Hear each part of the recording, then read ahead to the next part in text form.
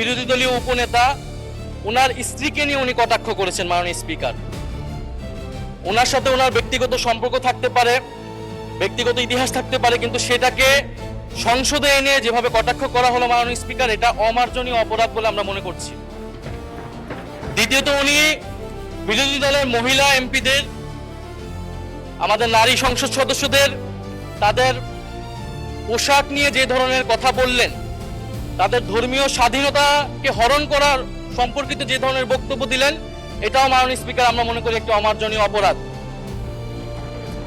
প্রত্যেকটা ব্যক্তির গণতান্ত্রিক রাষ্ট্রে তার ধর্মীয় স্বাধীনতা রয়েছে, পোশাকের স্বাধীনতা রয়েছে।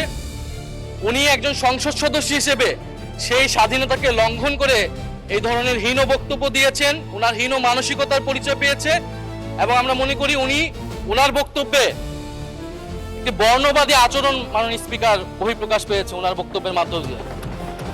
ফলে আমরা আশা করব ভবিষ্যতে এই ধরনের বক্তব্য আমরা কোন সংসদ সদস্যের কাছ থেকে যাতে এই ধরনের বক্তব্য মহান এই জাতীয় সংসদে আর উচ্চারিত না হয়। মাননীয় স্পিকার, আপনাকে ধন্যবাদ।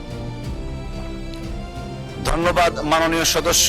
আপনি সর্বশেষ যে কথাটা বললেন সেটা আমি বলেছি এবং ওনার ওই অংশটুকু সংসদীয় রীতিনীতির বাইরে যে কথাবার্তা হয়েছে সেগুলো এক্সপান্স করার নির্দেশনা দেওয়া হয়েছে ইতিমধ্যে, এবং আমি একটা রুলিংও দিয়েছি towards all the rights honourable members. সংসদে বসে আমরা কারো ব্যক্তিগত স্বাধীনতা নিয়ে কথা বলবো না, আমাদের ডিগনিটি আমরা রাখবো। অসংখ্য ধন্যবাদ মাননীয় চিফ হুইপ।